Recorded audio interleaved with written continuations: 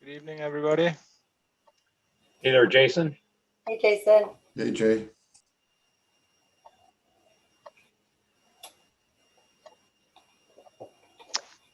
Nikki, do we have anyone come in for public comment tonight? Did you know? I know there was potential. I just don't see them in there. Yeah, there's nobody waiting to be let in. I did talk to some people, but I haven't gotten official public comment from them. Fair enough. Thank you. I talked to a few people too, so they might have felt like they got their comments out. Sure.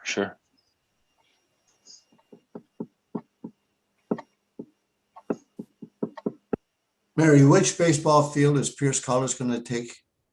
We're looking at the third field. So with one being closest to the entrance, then there's two, then there's three. That's from there. And the justification for that at this point is that if they really want to build on field number one, but when you come in, the first thing you'd see is a giant fenced baseball field.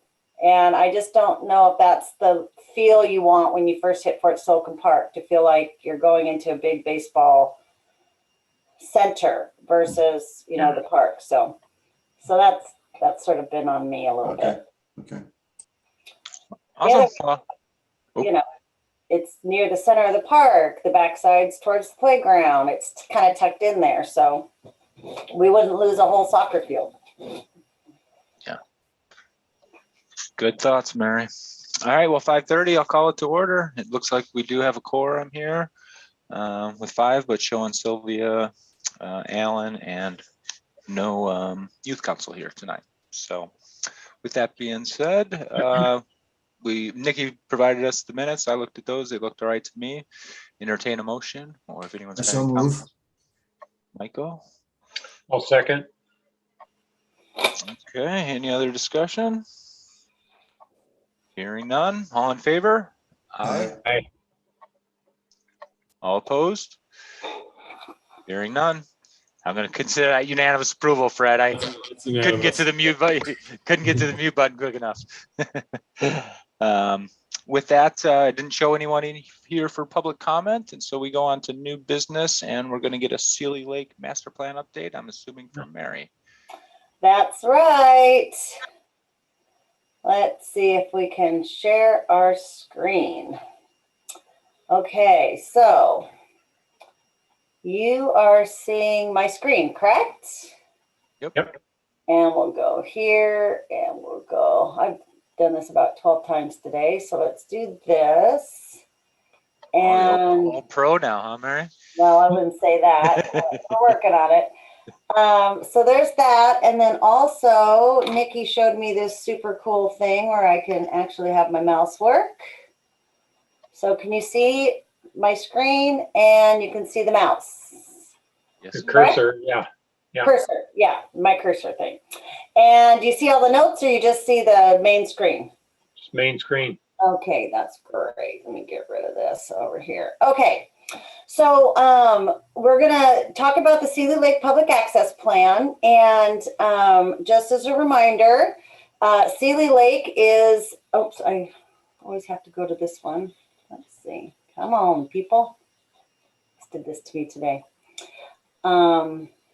I guess I'll just see if this one works. Every day's a nude. Oh, there you go. Okay. So Sealy Lake is, we did this cooperative project, and I think we talked about it a year ago. We did start early COVID, and so that's created some delays, but it was a cooperative planning project. It was between Pierce County and the city of Lakewood. And what was happening is last year, I was hearing, I was working a lot with Sealy Lake or with Pierce County on the Chambers Creek Canyon Trail. And they were talking about Sealy Lake, and we've been talking about Sealy Lake for 100 years, or since incorporation. Is it an urban park? Who owns it? Couldn't we do something to make it less yucky, make it more accessible? Well, I found out that they had put some money in their budget to do some environmental assessment work. And then I found out from our stormwater manager, who was Greg Vigran at the time, that he had put some resources in there to do some stormwater assessment work. I said, well, why don't we all get together and make it a better project? I, of course, was mostly interested in the recreation, safety, and public access elements because we rent a portion of the Lakewood Senior Activity Center for our senior center. So part of the area floods, there's some overgrown areas, a lot of dumping that happens out there. So we just wanted to take a look at the site and see what we could do. And one of my favorite citizens, Bill Harrison, who was the original mayor of Lakewood, almost every time he sees me for the last 20 years, because I've been with the city for 20 years, he's like, what are we going to do about Seeley Lake? When are we going to turn it into an urban park? So it's exciting that we're actually moving forward with doing some assessment. But it is a Pierce County facility. They own the land. They own, it's their property. And so it's not a city property, but we certainly are willing to partner with them. The city put in a little bit of money, they put in money, and we worked together on a project. So there were 3 elements to this. We looked at stormwater, assessing the stormwater coming in, going out, and how it's working and functioning, because Seeley Lake, like a lot of the lakes in Lakewood, is really a stormwater facility. It's not an actual, lake, so to speak.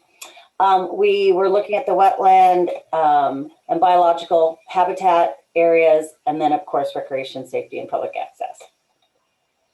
So the first thing that we did is that we looked at the stormwater elements. And so they did a big basin study, and we looked at water quality, and they assessed the water that was coming into the site. They assessed water that was going out. There's multiple areas. The green area that you see on your screen is industrial. The pink area on the southern side, the lower side, is business, like small business, commercial strip mall business. The purple up above it on the other side at the top. Oh, I can use my little thing. This is, public access, like the community center. And then this is residential. So there's all kinds of different water coming in. Probably, I think about 400 acres of resource is coming in. And they looked at, so then they ran models, they did flow rates on 100-year storms and flooding and all of that stuff. And they looked at various treatment options. So they really assessed this. And what they determined was, now I'm looking at all of my notes that I probably got rid of. What they looked at is that there's so many different points that are coming in that to do on-site treatment would be super expensive, and you'd have to build these big vaults and these big systems to manage it. So they in the end, they believed that upstream, there's smaller basins, and every time they do an improvement, like in the industrial area or at a strip mall area or these apartment buildings, they're looking at the stormwater system, and they're having to bring improvements and bringing it up to code. So the system is actually much better now than it was when it was really originally created. So they figure if they did the improvements up in the upstream areas where they're treating on site or doing treatment in the areas in which it's coming from, it's going to be much more beneficial, and it won't overload the system into the lake. So that was sort of the stormwater assessment. And at the end, they really thought maybe there's some aesthetics, and I'll show you that in a second, and some interpretive and educational things that could occur that would, just make people more aware of stormwater and what it does for the universe. So here's a picture of Seeley Lake. It's, like I said, it's about 48 acres in size. And here is where you have our Lakewood Community Center, where we have our senior center. For those of you that aren't 100% familiar with where this is the Clover Park. This is along Lakewood Drive. Clover Park School District bus barn is here. This police station is here. And over here you have like Big Lots and the post office. So it used to be the Kmart back in the day for you old timers.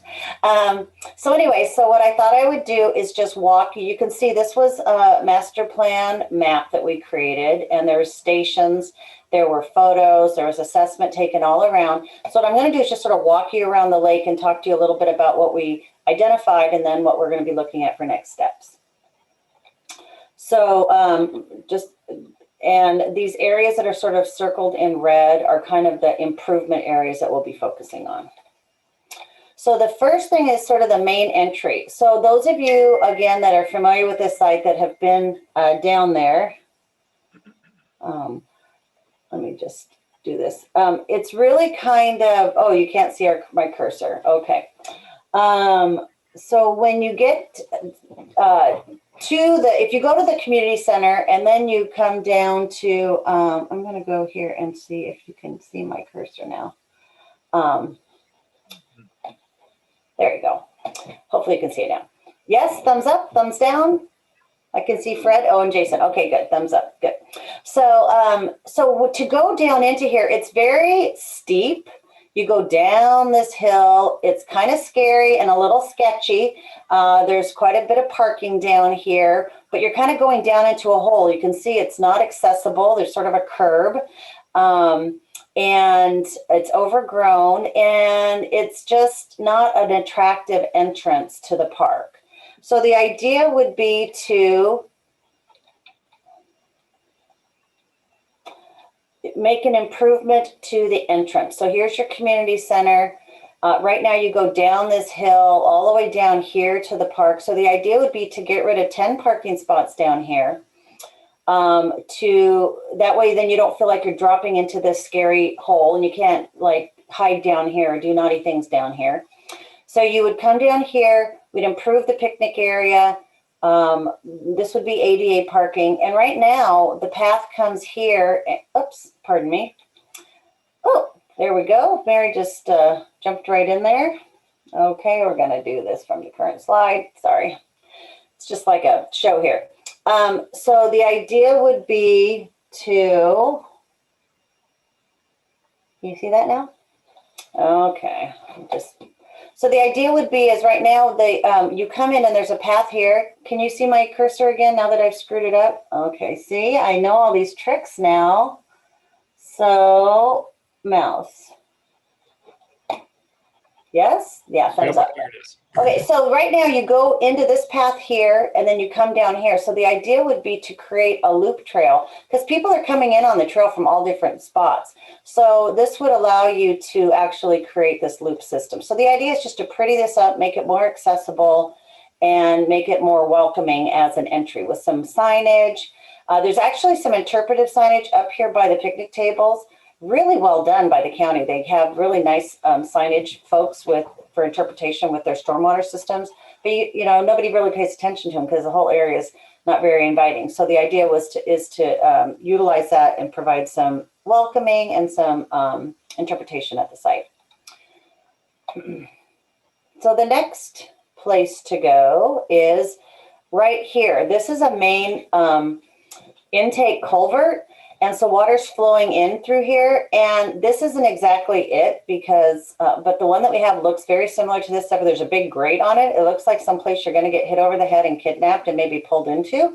It's kind of a scary thing. And so the idea would be to clean this up, make it more aesthetically pleasing, add some on-site treatment like some boulders and some other treatment. And then a couple little fences right here so you can't just fall down the hill into it, but also to beautify it and provide some education there so that people really understand this is how, and it's a most of the other intakes you can't really see. This is really a major intake coming underneath Lakewood Drive. It would provide a good place to provide that education and that interpretation. As you keep following around the lake, here's an area that's like if you come around Lakewood Drive, they just redid Lakewood Drive. There's sidewalks along here now. It's really nice. And then you go down here and there's that steep hill that goes into down here by the Hobby Lobby store. So this whole area right now was totally overgrown. You couldn't see it down to the path. Wasn't accessible. And so the idea for here is to take this and create get rid of a lot, and you've probably seen already if you've gone by, they've limbed it up and cleared it out so you can actually see straight through here down to the path. It feels much more open, much safer, and that was done by an environmental work crew that the county has, and it's through Department of Ecology, but they use them year round. So Jessica Stone, who's their stewardship person, does an amazing job working with them. And so they've cleared it and gutted it. And so the idea is to take, as you're coming along Lakewood Drive, just a pathway here to get in, or if you're coming down this way, you can get a pathway in. And then that way you don't have to supposedly go all the way around to the front of the community center. You don't have to trug down a hillside through a bunch of vegetation to get to the trail. It'd be a really nice accessible trail from the pathway. And so they're calling it kind of a pocket park. but it would create a great new entry and more accessibility, as well as aesthetically open the area up, make it safer. And then as you get, here's the pocket park. And then back here behind the Hobby Lobby, it's actually, you know, you can see here, this is fencing that's knocked down, constantly being pulled down. There's, you know, all kinds of graffiti. This whole area was way overgrown. Again, the work crew came in and cleared a bunch of that stuff. They did have to have a hazmat team come in and clean here because there was a bunch of remnants of homelessness, drug use, etc., because it was so overgrown. But they cleaned, it's all been cleaned out now. So again, more open, seems safer. This whole wall is covered with graffiti, which actually looks kind of cool. So county's talking about keeping it there. So it could be kind of a, you know, graffiti wall. But it's just, again, not a bunch of hiding places. And then there's a couple of access points. So right here, there's an access through this broken fence. And then right about here, there's this access through a brick wall. So the idea is to look at how do we provide a barrier there. I'm a believer that if people are sneaking in through that backside, well, again, with new access here, you won't have to just sneak in back here. But if you're constantly repairing a fence, I mean, it's just a never-ending battle. So the idea is either to create a fence and put a bunch of natural material there, like boulders or plants and trees, things that would block you from being able to walk through. That could fix it. We did that at Wards Lake in certain areas, and that was helpful. Or maybe there's a fence, but there's a walk-through, so you just quit creating the situation where you just have to cut through this fence. But the idea is, again, to clean this area up and make it feel safer and not have places where people can hide and do naughty things. So as you keep going around, so this area back here, you can see it's a trail, but part of the year it floods.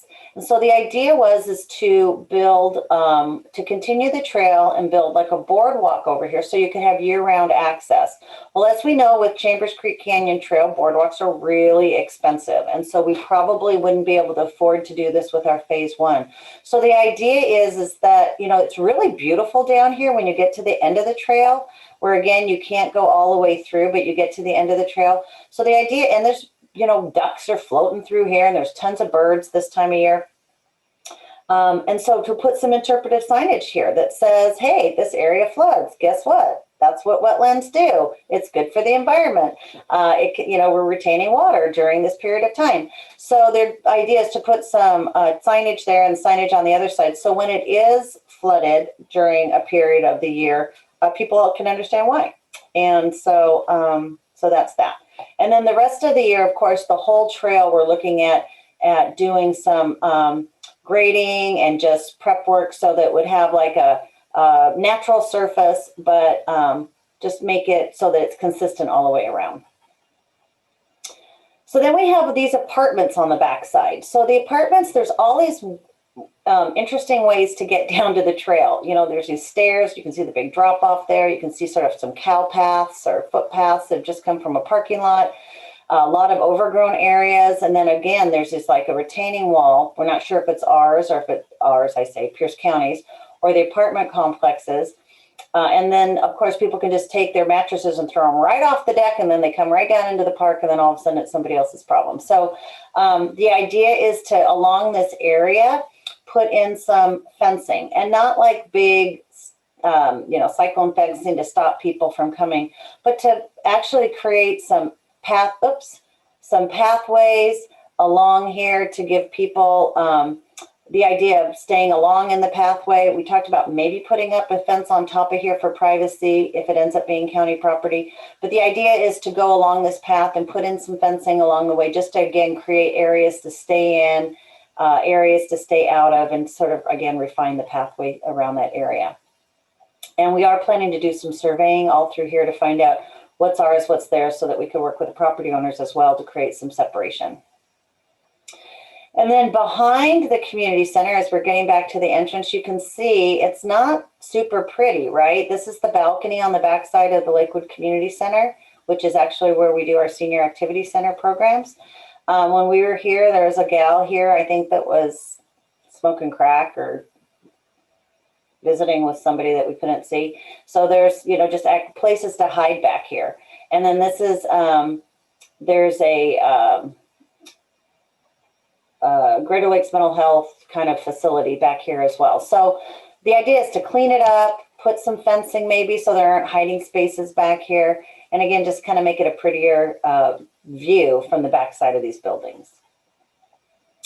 So this is, again, the trail. We're going to have a prettier master plan here coming soon with some specific cost estimates. The original cost estimates didn't take into account that there is some work that the work crew can do. They can do the trail work. They can build some of these fences.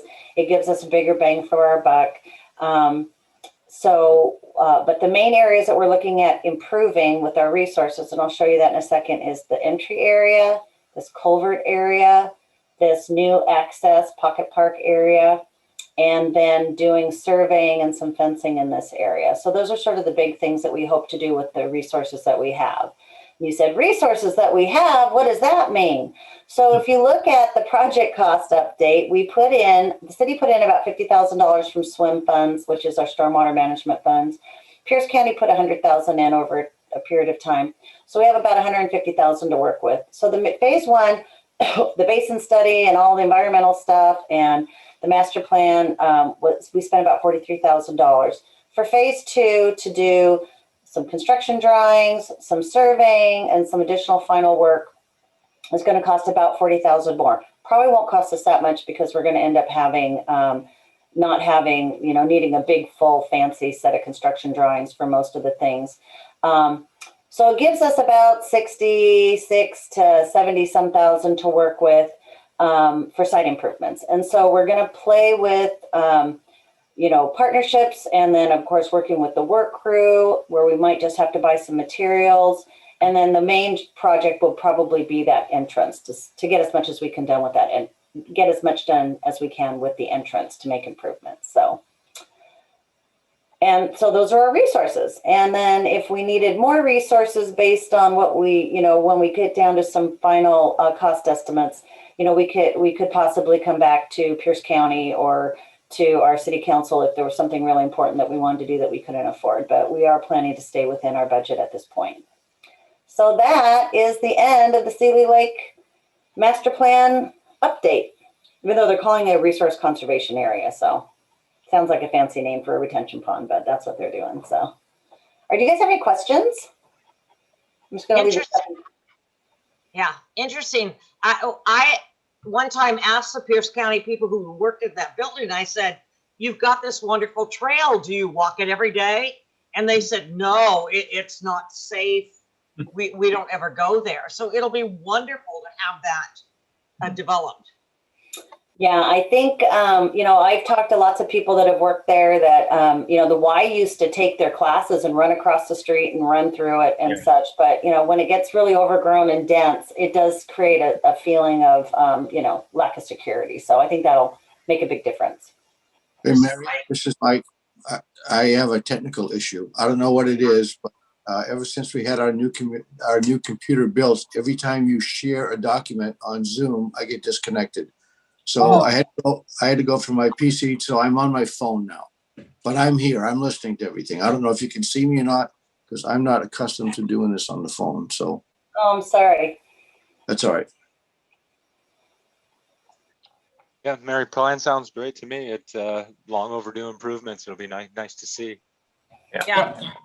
I agree. I think it looks great. The one question that I had, and this is just, where my mind goes when I hear updates to older facilities. One of the things, do you anticipate a lot of necessary ADA updates as a part of all this? Well, there won't be, we will make this entry ADA accessible. The new entry, of course, we'll fix some parking so that you can park and get right on the trail. You will not be able to make it with the required grades all the way around. But the idea is that we talked about either getting down through here or getting down to here, where we would create an area that is, make it really signed well, that this is our ADA accessible area. So they have that experience on the trail. They have the experience of the view, but we're not going to make the whole thing ADA accessible. We just don't have the resources or the grades to make that happen. I think that's fantastic. Thank you. So Mary, both of those highlighted, circled, red, are both a priority? You're gonna do both, or are you gonna?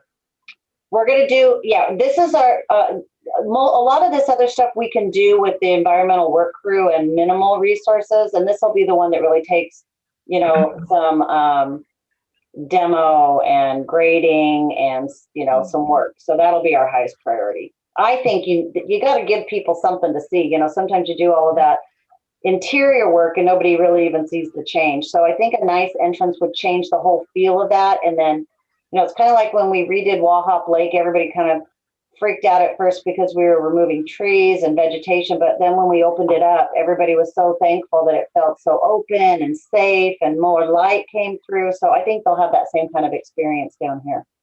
Yeah. It's a great location for the center of the city to have such a nice trail. I agree. Okay. Any other comments? Michael, I'm shutting down and resharing, so I hope you're still with us, friend. Yeah, because it looks like we will roll to the Springbrook Park update. Okay, we are going to stop sharing, and now To my phone. I'm staying on my phone. okay, now we're going to share. Let's go to Springbrook Park. Okay, so I wanted to provide also an update on, we went to City Council, I think it was several weeks ago. And here we go here. So we went to City Council to talk about the master plan, which they loved. They were very supportive of the master plan. In fact, there was consensus to put some additional resources towards this project so that we could do all the things that we talked about doing with the loop trail, removing, you know, fixing the entry. We'll talk about the sign in a second, the pump track, you know, new fencing, fix the garden and the off-leash area. The one thing that council was concerned about was how big the off-leash area was. You know, we spent a lot of time and resources purchasing this land and demolishing houses and such.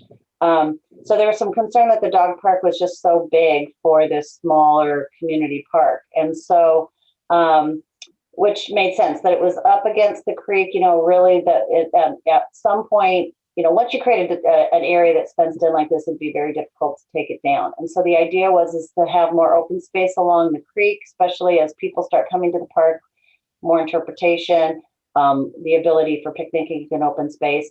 And then, so we talked with the designers about doing some changes to that. We took a look at some alternatives to reduce the dog park.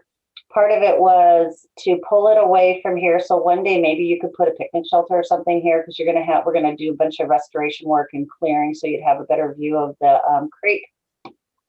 And then we had this fence going right up against the garden fence. So there's sort of this fenced gauntlet here. And so maybe pulling it back a bit to oh, you probably aren't seeing even what my little cursor is doing since I'm going to have to keep doing that. So I'm looking over here at this. I beg your pardon. So again, here's some options. We looked at opening this up from along the creek. So this was more open space, pulling it a little bit away from this path so you didn't have this sort of fenced gauntlet thing, fence for the dog park, fence for the community garden.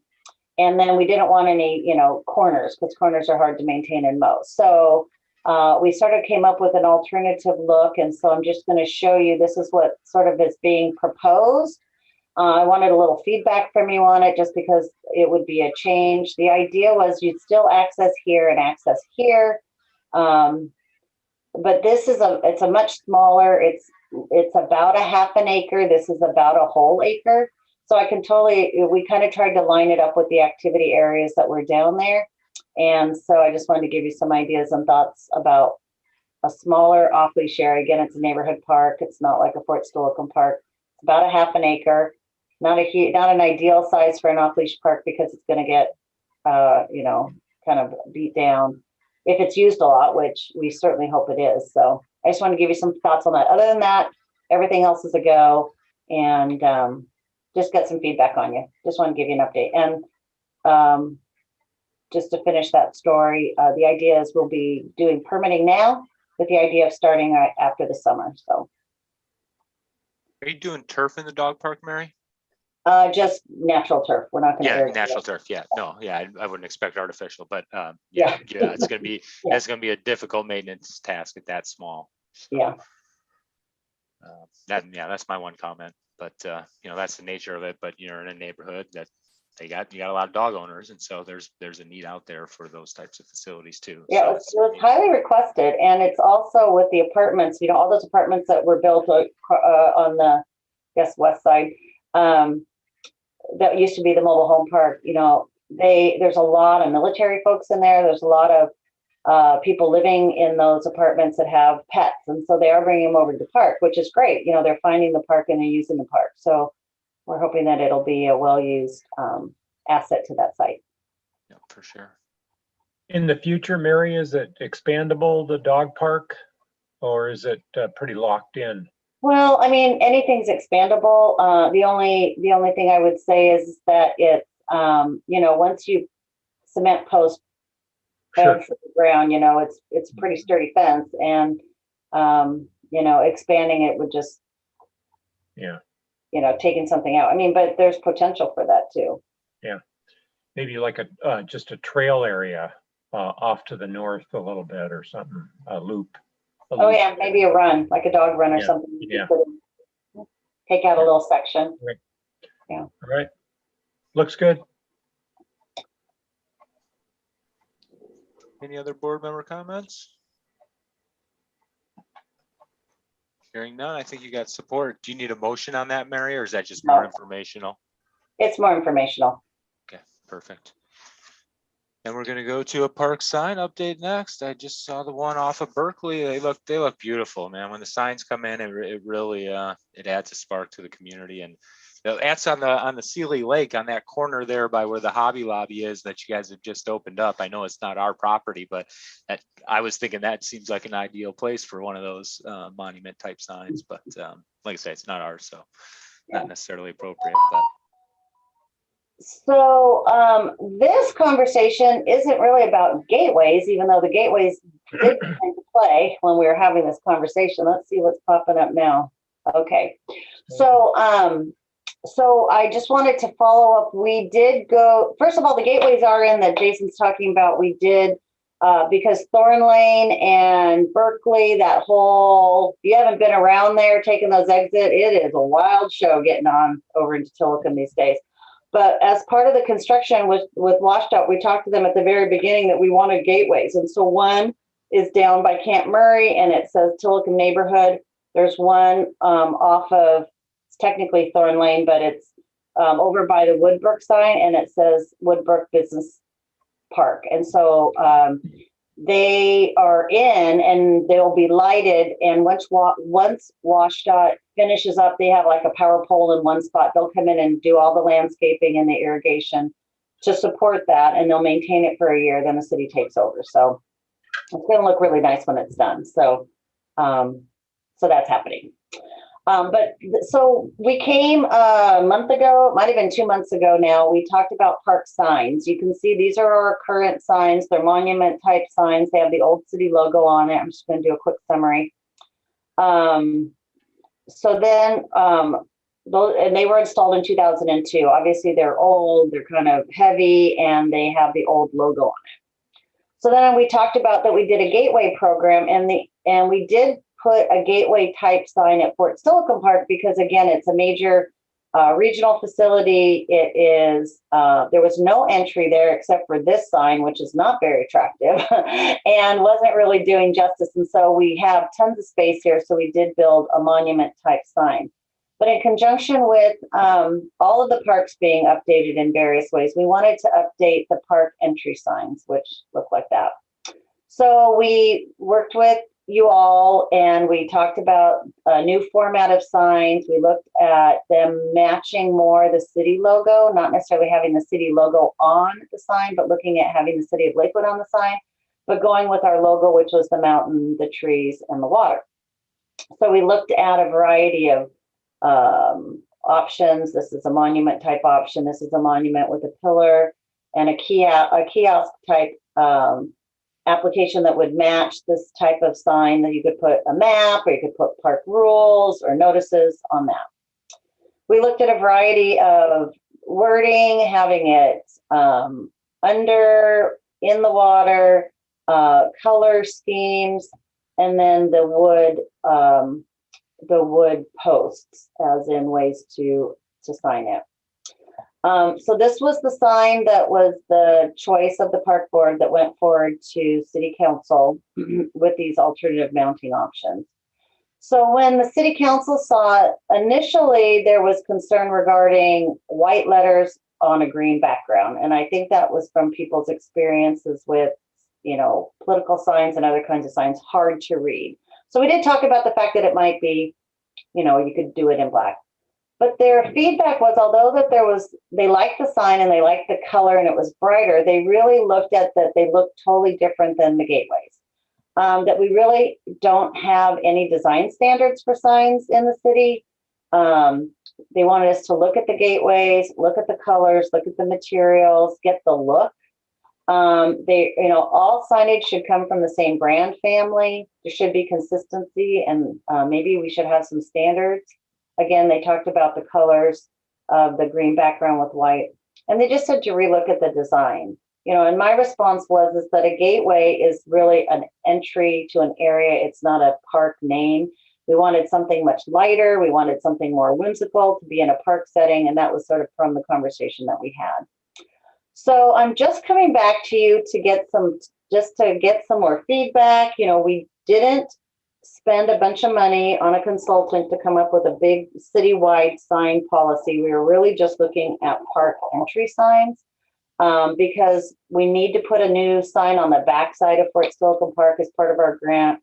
They took out the American Lake sign when they did the Veterans Drive project, so we don't have a sign there. We're finishing Harry Todd. We want to put a new sign there. We're going to be doing Wards Lake and American Lake. We want to put, you know, new signs in our parks. So the time is right to do it, but we want to do it right. So I'm just bringing some more information back to you so I can get some feedback and maybe get some direction from you. So here's just a few more things to think about as we're looking at the gateway. Here is the post type mounting that we talked about before. You can see there's sort of an invisible sign back there.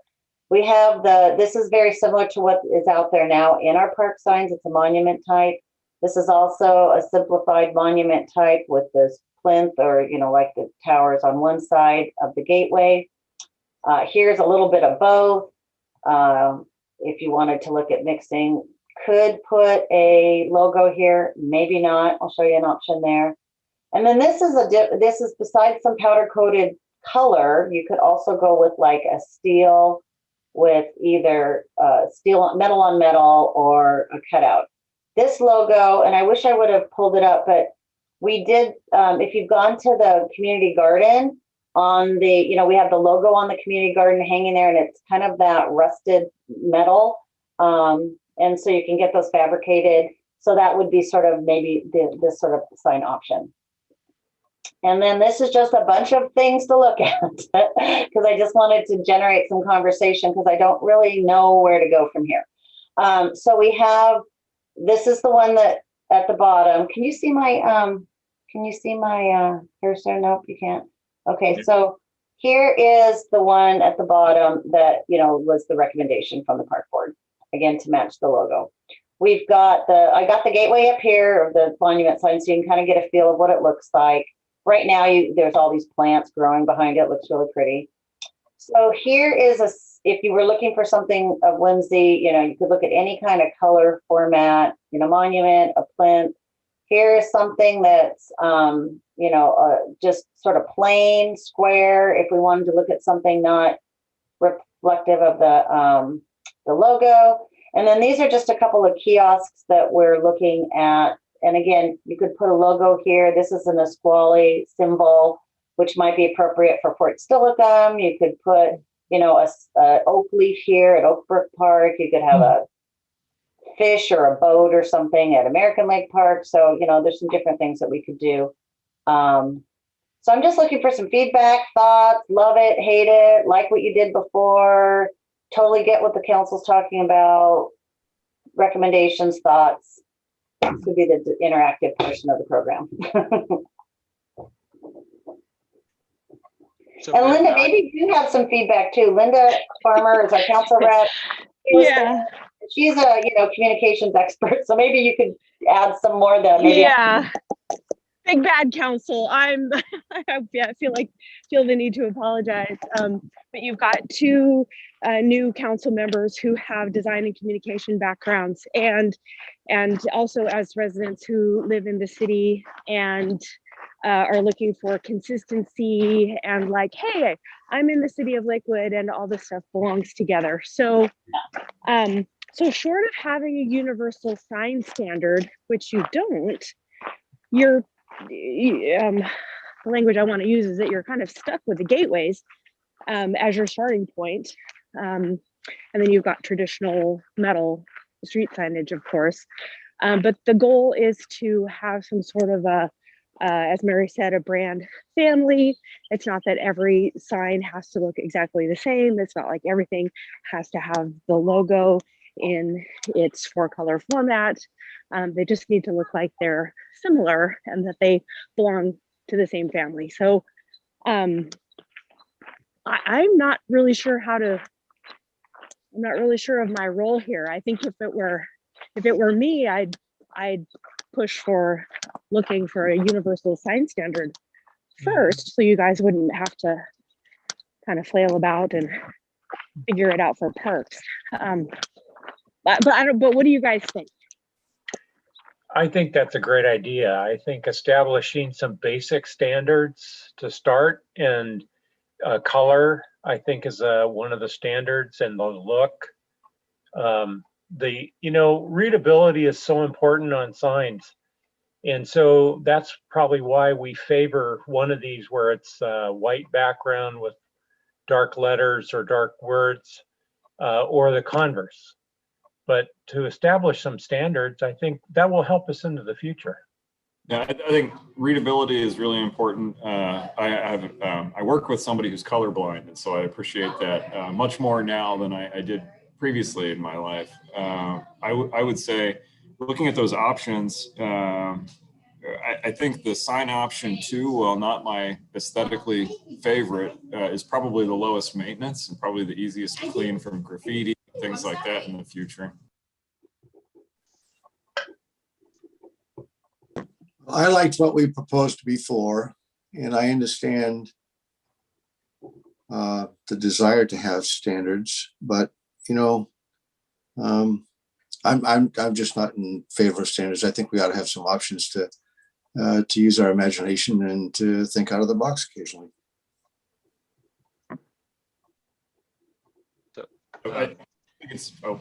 Go ahead, Fred. I was just going to say, working for a different government agency, it is really nice to have those standards, even if they're just guidelines, right? Then you can, when we go to put up a sign, you can give it to the A&E team and say, here's what you got, run with it, and it at least gives them a starting place with the colors, the materials, the font, things, the basic stuff. I have really been impressed with the ones that we have put up now at each of the entries to the city. I think they're lovely. If we could do something that was close to that, I don't know what number that one is, but the one where you have just a pillar on one side and then the name of the park, so that that one, so that it goes with what we've already done. I think that's lovely. I like the whole idea of that we picked when we were doing that, because it matched what was going on. The original one at Fort Lewis, it just kind of drew everything together. I really like that. Yeah, and I was going to say something similar to that. I agree with the branding, and I understand that principle. I can say from, kind of the drawings, I can't say I'm in love with any of them necessarily, but on that top center one, where you've got the single pillar, if that pillar was more of the, kind of The stone. Drawing a blank. Yeah, the stone look and kind of had Stone that we've used before. angled in rather than parallel sides on the monument sign. I think that helps draw some continuity between the two different signs. Yes, I agree. The kiosk as well, I think tie in with that park entry sign. My only concern with those is, when you first put them in, they look fantastic, but just how is that type of large and that kiosk, how is that going to age? But also having the ability to sit on it, that is beneficial, especially at that new parking lot at the end of Angle Lane.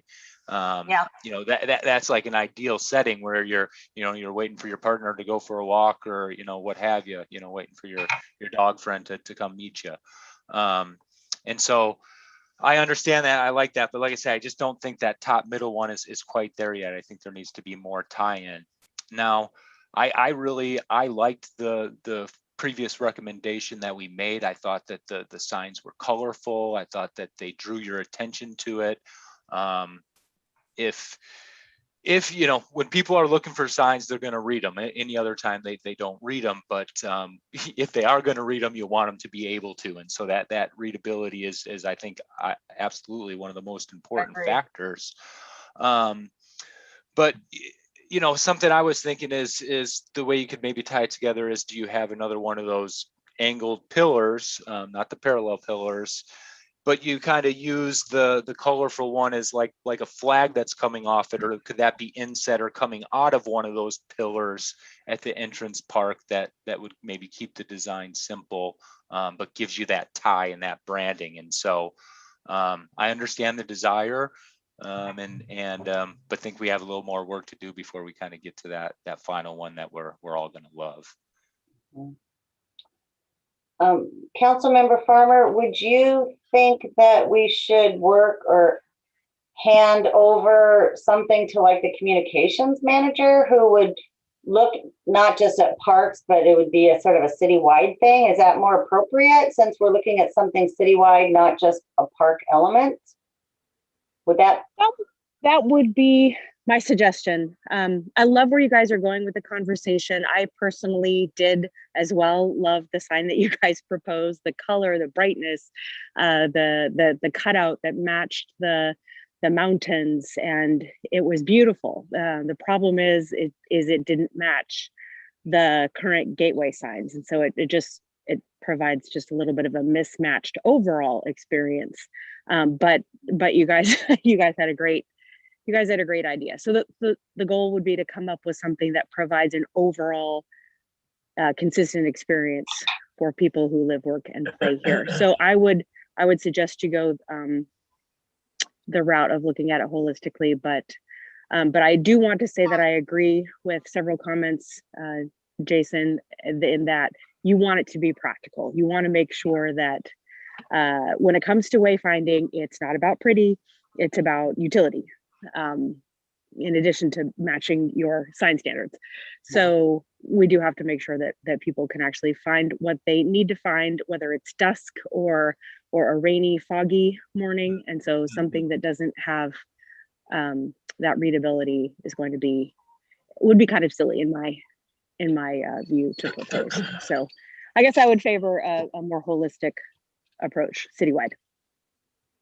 The other thought I had was, we decided not to put the city logo on the entry signs, and I think that was a good move. And in the green sign we recommended where it says the city of Lakewood, I think you're one or the other, but you definitely don't need both. And I lean towards just having it written than needing to have that logo shoved in everywhere. It's great for letterhead, but does it need to be on all our signs? Mm-hmm. Great. And your professional designers will agree with you on that point. It's one or the other. Perfectly acceptable. Yeah. Great. Do you think too that down the road they come up with something? Might they come up with a whole theme of things that doesn't necessarily match the gateways, because that might be treated differently, but maybe through all building signage and entry signage or things like that? Does that ever happen too? Or is it that we're just going to start with the iconic sort of logistics center feel and work through that? What are your thoughts? That is a good question. When you could think about hiring a firm who could come in and walk you through that process, it shouldn't be too arduous.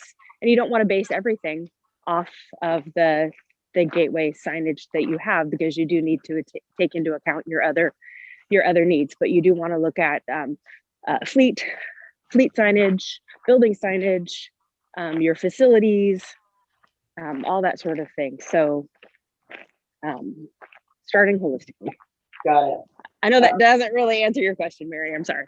No, but it's just a thought, because there's a process, and that would come out in the process. That would just be another question. So that sounds great. I think I might push it back. And you know what I think we might do though is, like we did for the gateways, is get a subcommittee of interested folks to help with the perspective. So maybe we get a rep from the park board or two that helps with that process, just so that we're having people think outside of just like a city building, or outside of just, as you mentioned, or outside of parks. So I'll put that up. That's great feedback. I was really kind of feeling like I just didn't know where to go. And we will do our best with what we have. Yep. Yeah. And hopefully we'll spend all our grant money so that we don't lose any grant money, because we do have some responsibilities for signage with some of our projects. So, okay, that's okay. All right, that's all I have on that. Jason, thank you. And thank you to everybody for your feedback. That was really good information to help us move forward. No, it's just nice to be included in the process and part of that decision. So yeah, come let us know what you need, Mary. Okay. So, and we will roll on to naming of city facilities review. And did we review this back 5 or 6 years ago when it originally went through? When I read it, I felt like I'd seen it before and remember it. I do believe, let me stop share. My goodness, I'm just going crazy tonight. So one of the things that we did review this, we reviewed the resolution, and I think it's by resolution. Yeah. Let me find it here. I've got so many things that we're looking at. No, where is my naming policy? Dun, dun, dun, dun, dun. Let me just get rid of all this. If I look at my other computer, Mary, I got you. Huh? Did you want the resolution up? You're viewing Nikki's screen. Great. Yes. Let's do that. So yes. So we looked at this probably 3 or 4 years ago. 2016 actually. It was 5 years ago.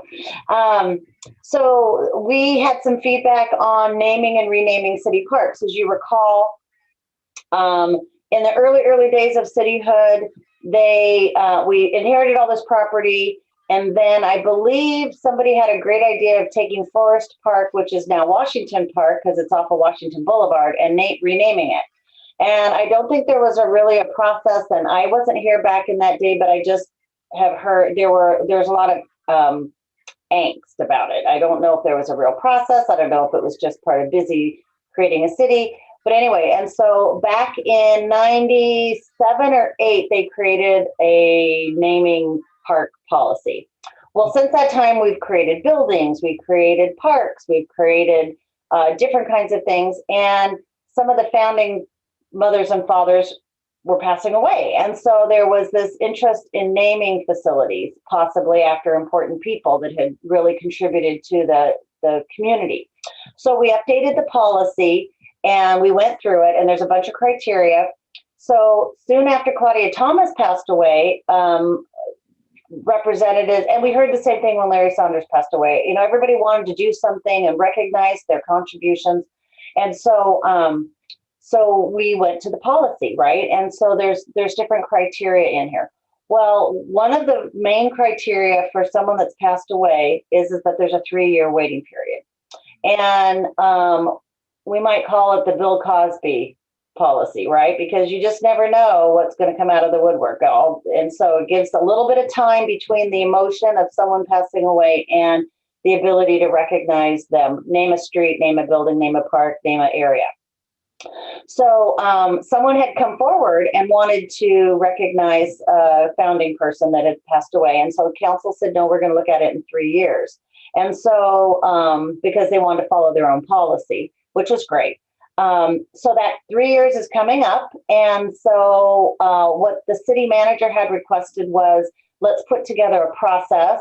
Let's put together a review process so that there's a structure behind it. So someone just doesn't show up to council and say, hey, let's name this swing set after Jason. So yeah.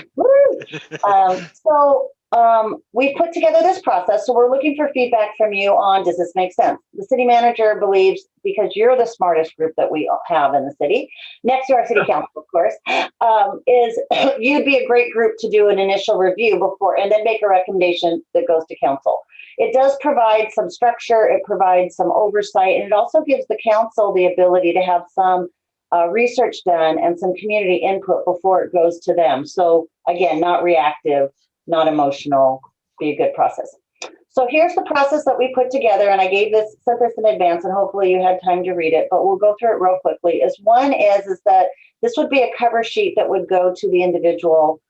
We'd have this on our website so everybody would know what the process is. One is, we're very thankful that people are interested in recognizing folks, and it might not even be a person. It could be the Rotary stage. It could be, the Villa Plaza promenade. I mean, it doesn't have to be a person. It's just the process for renaming. So one is that we thank them for their interest. And the process is we want them to read the resolution. This is the city policy. So we're giving them in this packet the resolution because we want them to know what the criteria is.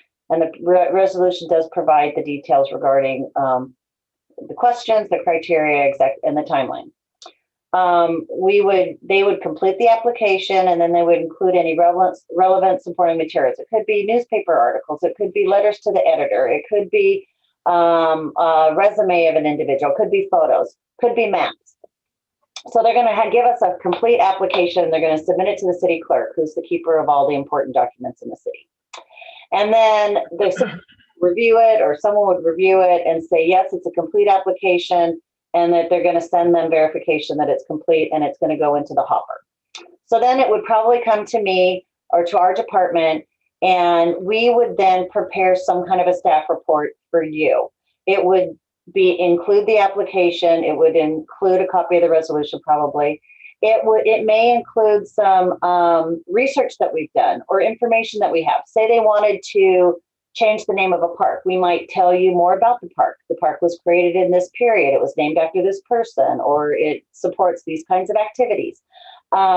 It may be history of the individual, that maybe the person that submitted doesn't have that information. So we may do some, this is a founding father and they lived in Lakewood for 65 years. They come from 4 generations, whatever. We would prepare a report so that we could give you as much information as possible regarding the submittal, the request, and extra information. Then we would put it on a future agenda. This is very similar to what we do with Eagle Scouts, right? There's a process.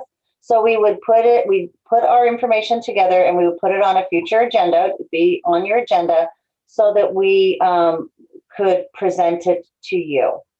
And then after your review, if you had enough information, you could make a recommendation back to council. The recommendation could be you needed more information. The recommendation could be, no, I really don't think that's a good match for this. And then, but you would forward that recommendation to the city council, and then they would take it from there. So this would be your role. Now, one of the things that we could talk about is are you thinking you want the individual who's making the request to come and do the presentation to you? Do you want it to be a staff provided presentation? So that would be some feedback we could get from you.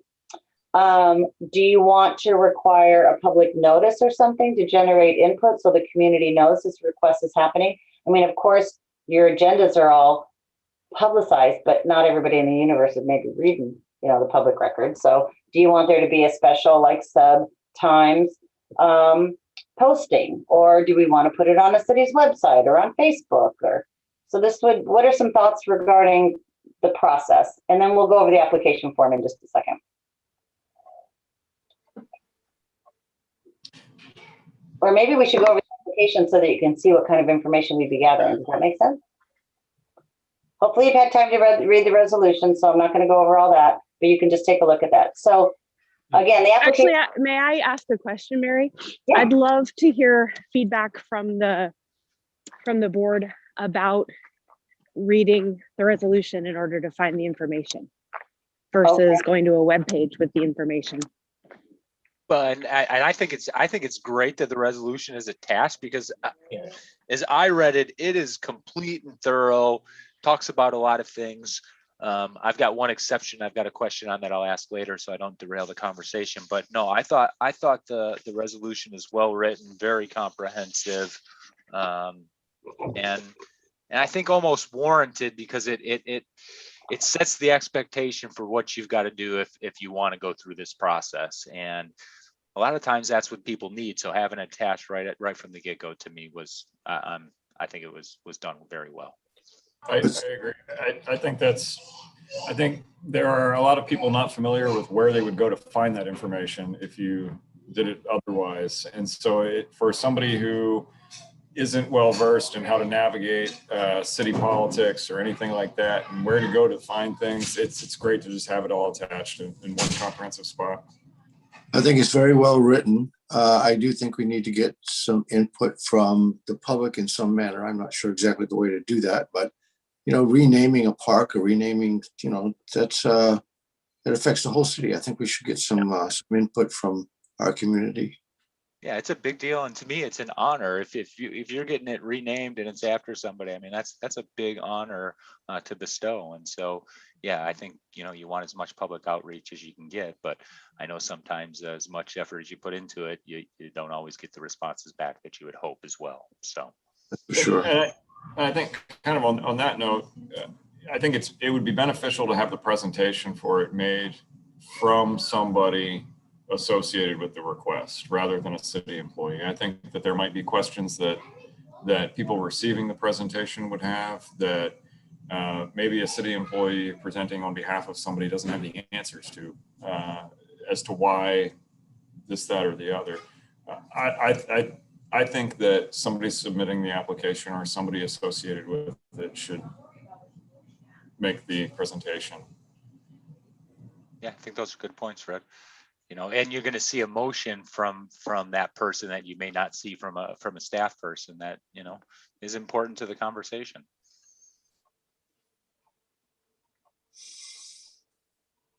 Councilmember Farmer, is that the kind of information you were thinking of, or were you looking at, should it be in a different language? Should it be in another way?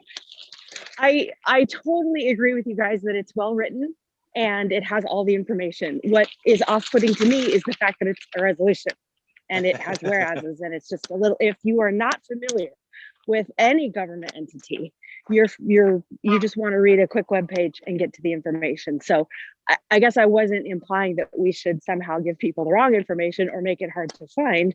We would just turn it into regular person speak instead of government speak. But I hear where you're coming from. It was just a process question. Well, that flew over my head, Linda, because that's the language I live in. And so Right. it's natural to me. And I didn't even think about it not being natural to other people. And so, no, I think that's a valid point as well. But, so I may be biased, but it was not off-putting to me, but it could be to others. And That's you need to be aware of that. That's not my daily language, and I understood it. Perfect. That's a low bar. I love you guys. A good compromise could be that on a web page, because we do want it to have on our city website, that we could summarize it in pretty and straightforward, clear English, and then have the PDF as an attach. You could download it or look at it so that you could see the formal. So we could certainly put it in some kind of a summary that is a little, more clear, not old English or whatever you're calling it. Yeah, absolutely. Always linking to your authorizing environment is a bare minimum. That's fantastic idea. Yep. Okay. So that's great feedback. Thank you. And I appreciate you bringing that up, because that's could be important to folks. We don't want it to be where it feels like it's too formal for someone to step in if they have a big idea. So then scrolling up a little bit, Nikki, we have just, your application, no, up or down, I guess, sorry. Yeah, it'd be your applicant, contact information, what's the street, park, building, or whatever to rename, what's its proposed name, and then what's its current name. And then this would be form fillable. This would where they would be able to put in background history, whatever their reasonings are. They would talk about this individual or the community support for the proposed name. Again, doesn't have to be necessarily a person. It could be organization. It could be this or that. If proposing to name an asset after an individual, they should be talking about that person's community or financial contribution to the state, the nation, or the history or something. Why are we doing that? And then I added this because I think it's really important. If we were to change a park name or we were to change a street name, does an individual have any assets or resources that they want to contribute to any costs associated with the name change? Like, oh, I want to buy the new park sign. Oh, I want to put a sign on this building, or I want to create a public art piece that represents this, or something. I don't know. I just put that there. Not that we're trying to say there's a cost associated with it, but sometimes people want to contribute in some way. Or our organization raised, $30,000 towards this effort, and we'd like to see it happen, like, people do for a bench or something. And then, just any other additional things that they wanted to include. Thoughts? What's missing? We kind of tailored it a little bit after the Eagle Scout project, because remember, we were getting all kinds of weird stuff coming and going for that. And we tried to formalize it so there's a consistent process. And that way, then everybody knows sort of what the process is up front, and they know what the timeline's going to be. And then we go through it. I don't see anything missing, but just as time goes on, it might be a need to amend it or adjust it as requests come in, and you can do so at that time. The question I had, Mary, was and you may not know, but it's the corner of 104th and Hipkins, and recently, I don't know, in the last week or two, it went to a historic name, and I'm drawing a blank on what that historic name is. And there's no Hipkins on it, but you go down the rest of the way on Hipkins and they all still say Hipkins. And so I was just curious about that sign and process when I saw this on the agenda and read the resolution. Yeah, so that is not a sign change name. It's just an identification of a historic use. So the Landmark and Heritage Advisory Board, working with our Community Development Department, wrote a grant to get recognition for historic street sign names. So most of them are going to be hanging from like a signal light, and it'll say Elm Street, and the next one historic name was, Pine Street. Yeah.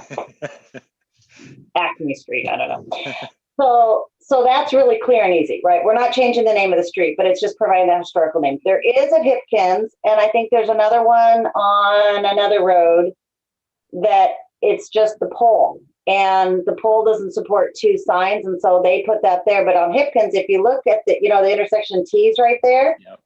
You look at where it T's, it is still Hipkins. I just looked at it today. But it has created a little confusion, but it's the historic name is XYZ. Yeah. So that one is one sign fits on that pole, and that's why it's that way. They got the grant, and they got all the signs, and then they handed them to us and said, please install them. And I said, I don't really. So that's a work in progress. Yeah, understood. No, total good explanation. Thank you. Anything else on the naming facilities? Anything like that, board? Then we're gonna get ready for our joint meeting with council coming up on June 28th. Okay, one more thing to do. So, we got all this stuff happening. Okay. So can you see my screen? Yep. All right. So we meet with the council every year, and typically we've always met in April, but for some reason they didn't want to talk to you until June 28th. So, which is fine, which is great. So, typically for you new folks, Fred, we meet with the council once a year. They meet with all their advisory boards and commissions. It gives them a chance to just, they've already reviewed and approved your work program. So I pulled this up because we have moved things around a little bit, but I typically have our work program on our director's report so we can see kind of what's coming up and what we're working on, move things around if new stuff happens. So they've approved your work program, so they know what you're supposed to be working on this year. But then they get together with the board and they talk about, you know, the board talks about what their accomplishments are, or what they've worked on in the last year. They see what they're going to be working on throughout the year. But it's also a good time for them to have a conversation with council. We've talked to them about, what are your thoughts on smoking in the park? What were your thoughts on drones? What's your thoughts on long-term funding for capital improvement projects? It creates a good opportunity to have dialogue from council and for them to have a direct conversation with them, park board to council, as well as council to the park board. So this would be your time to think about it. Typically what happens is it's typically led by Jason. Sometimes other folks share accomplishments, or we talk about future topics. And then we typically prepare 3 or 4 questions to have, again, a dialogue with council as to what's happening in the universe. So this would be your time to have that conversation with them. What do you want to talk about? So Mary, something that I've been thinking about is, you know, we're just coming out of the long pandemic year, and to me, it's become hugely obvious the significant role that parks plays in creating that community and unity, you know, that we've been talking about in the city, celebrating 25 years. And, you know, a lot of stuff with equity going on, and I'm not trying to push that whole conversation, but I've always felt that, you know, we in Lakewood Parks Department, we take the pennies we can get and you turn them into gold mines, Mary, you know, and so I just would like to hear the council's thoughts, and, you know, how we can find new revenue streams to help support, to bolster parks and recreation in Lakewood.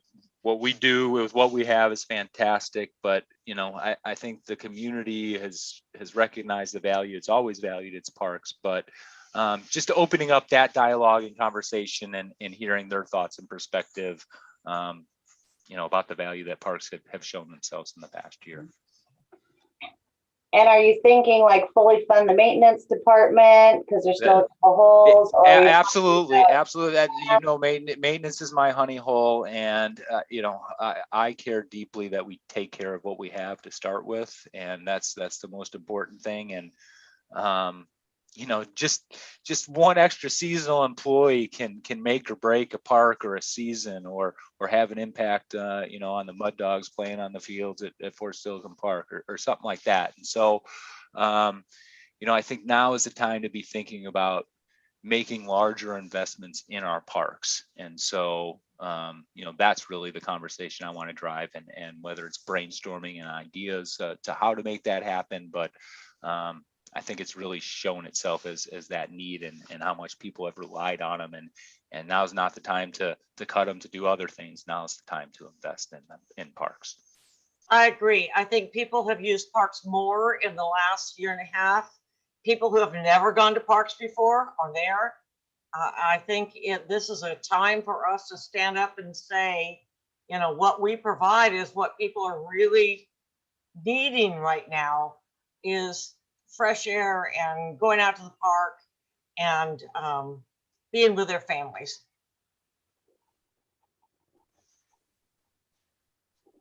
Good You know, I comment. can remember.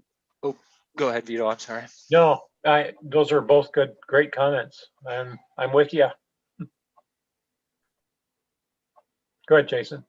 Yeah, and so, you know, I can remember there was a budget struggle. You know, I think it was probably 2 years ago, but it was probably 10. You know, just time seems to be flying by on the board, and you know, just you know, I talked about at the council meeting just a when you look at that dollar bill and you looked how much public safety, now there's nothing I value more than having safety in the public, but you know, just having a little, even if it was 1% of that pie to be able to spread around the good that we could do maybe in preventative measures and you know, starting that way. And so, like I say, I'm not looking to get into all of those other conversations, but they all kind of revolve around each other right now, and they're big, important conversations. And I just want to make sure that our Parks Department and gets the attention that it deserves, because too often and too long have we,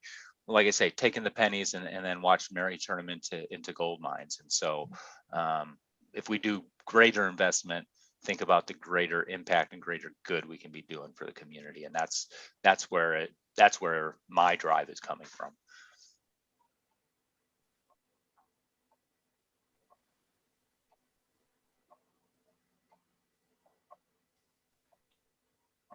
You know, I think always giving the council a thank you, because if you look at the list of work that you've already created, I mean, it's hard to think the year's almost to the halfway point where it is summer.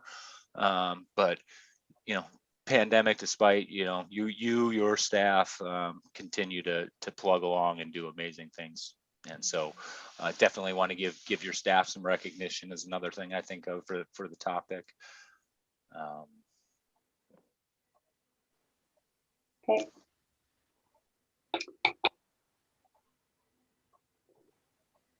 Anybody else got any ideas, thoughts? I support that 100%.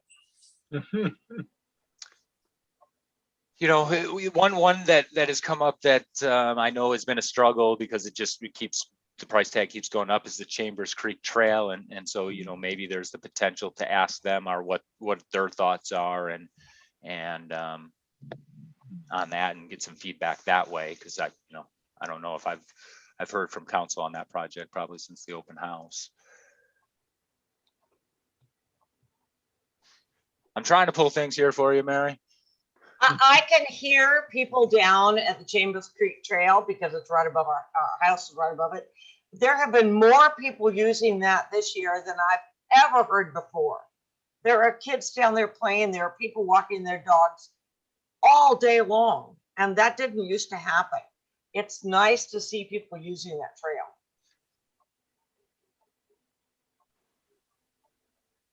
You know, this is a little out of the box, I guess. I would like to know how many council members have been to how many parks? Do they visit the parks?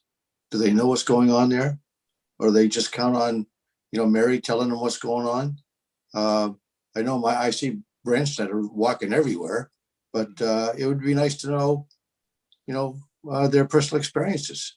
Either that or their favorite park and why it's their favorite park, you know? Yeah, Sure. Just a question, something like that. I think that's a great idea, Michael. It's like kind of a good icebreaker. I think that's great. I think that would be a fun thing to ask them. Yeah, that is good.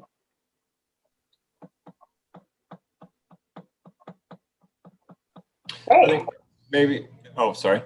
I don't know if there's anything in particular that would fall into this category, but maybe bigger picture things that the city might see coming their way, long-term changes from COVID, things like, for example, before COVID, we had a huge administrative space crunch, and now we've determined that, wouldn't you know it, we can have a lot of people work off site, maybe forever, and we don't have to have as many office buildings and things like that. So it would be interesting to see, in particular, as it relates to the city of Lakewood, are there other significant changes due to COVID that they think are going to carry forward into the future? You know, that's a great topic, Fred. And I'm not sure if council has all that information, but I think it's a great topic. I think council would really love that topic too. Maybe I'll forward that to the city manager, because it could be something that someone prepares, because we are talking about going back July 1st.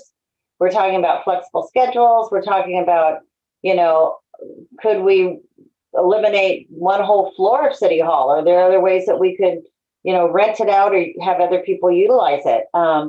But that might be a great summary thing citywide that we could share, whether it comes out, in our joint meeting or it's a topic that we could put on a future agenda. That sounds great. I think that's and I'm just thinking a lot of that ties in other ways to, budgets and things like that, because previously I was planning every year, I need money to knock out walls and expand office space and do things like that so I can fit more people in with more desks. And as far as I can tell into the foreseeable future, I'm not worried about any of that now. Yeah, that's great. Mary, the other one that, I thought Dave gave just an unbelievable presentation on the climate change stuff and the information he received from Google. And so, having that on there or giving them some feedback on that, I was blown away. I thought that was just absolutely incredible work that's been done so far and is going to continue to come. Yeah, he provided an update last night to council, just more in connection with comp plan changes. And so, I think there's more to come on that. But yeah, I think that would be great to share with them that you learned a lot, and also a couple of aha moments in there. So Yep. We might have come up with a decent list for you. yeah, I'm sure Nikki's taking notes. I did as well. We'll bullet it together. The good thing is we actually have a meeting June 22nd. That's our next meeting. And we can review the minutes and review that, finalize that topic. We'll have that worksheet that we typically send to council prepared. And you'll have a chance for input on that. And then we'll be ready the next week to meet with them. And I'm assuming that's going to be Zoom still. Yes. Because they're not, I believe so. I'm not promising you, because we are talking about when that's going to change.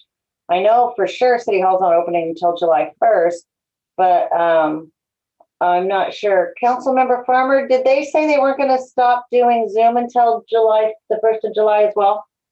The July 5th is the planned date for the first in-person council meeting, or hybrid anyway. Yes, so you will be the big Zoom finale. Gotcha. Perfect. Great. Okay. Awesome.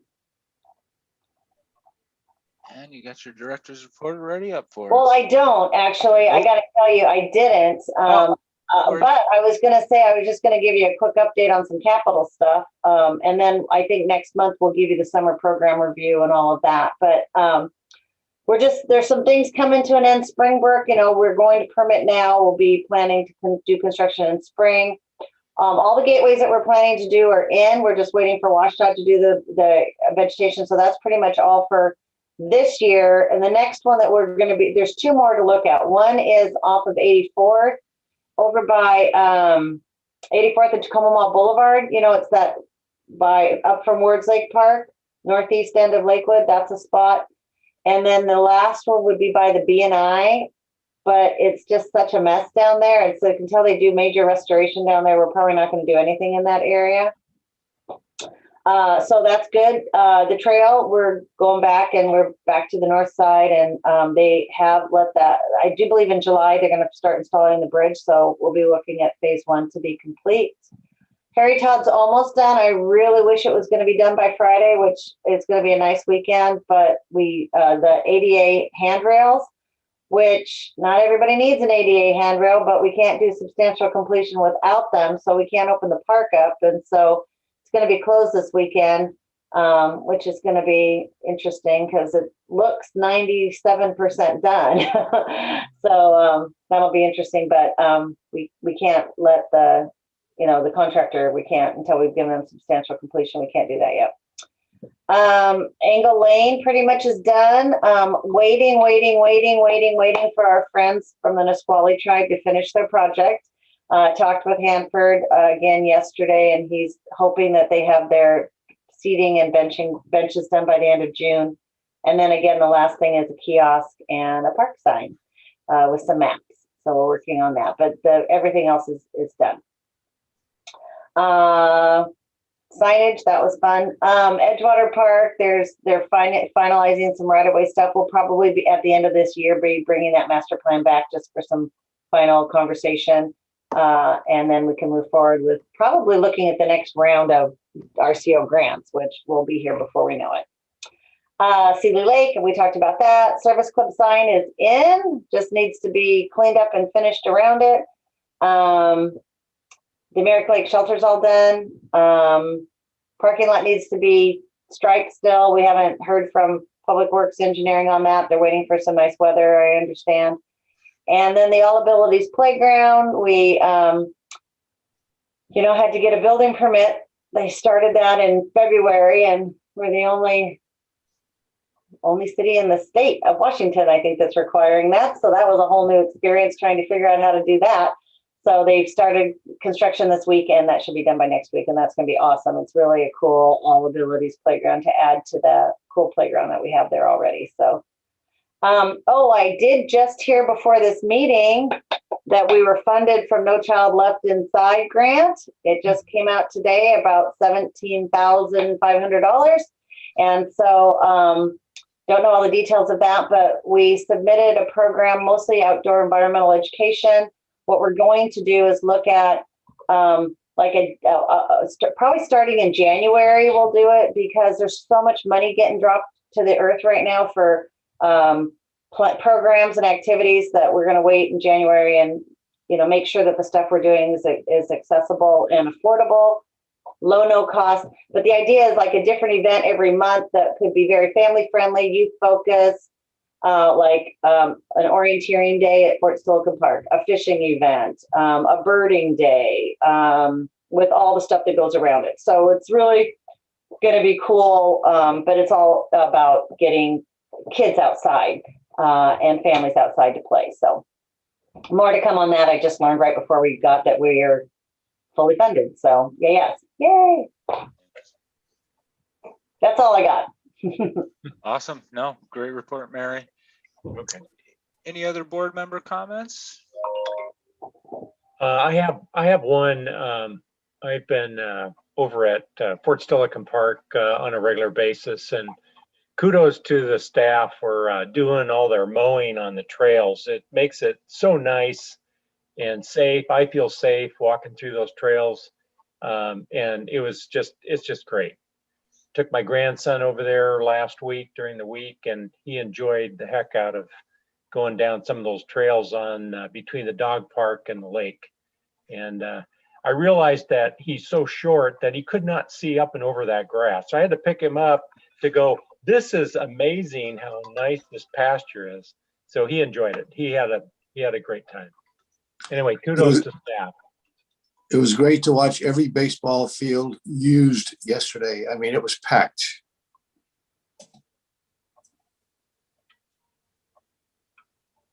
And I was just walking at Fort Silicon Park, and I wanted to compliment your staff, Mary, on the vegetation around the gateway sign there, the low purple flowers in the front. You can actually see the word Lakewood and those beautiful dogwood or whatever the heck those white bushes are on the sides. It's just stunning. It's very regal. I love it.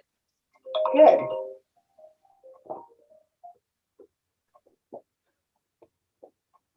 All right, here are no other board member comments. We'll meet next month, Tuesday, the 22nd at 5:30, and then a few days later at the council meeting on the 28th. With that, I would entertain a motion to adjourn. So Sylvia moved. with a first and Michael with a second. All in favor? Aye. Aye. All opposed? Hearing none. Great job, staff. Thank you. Nikki, I'm working from home tomorrow, but I'll get those minutes signed and sent to you on Thursday. So, Perfect. Thank you. yep, no worries. Thank you all. Have a great night. See you guys. Bye.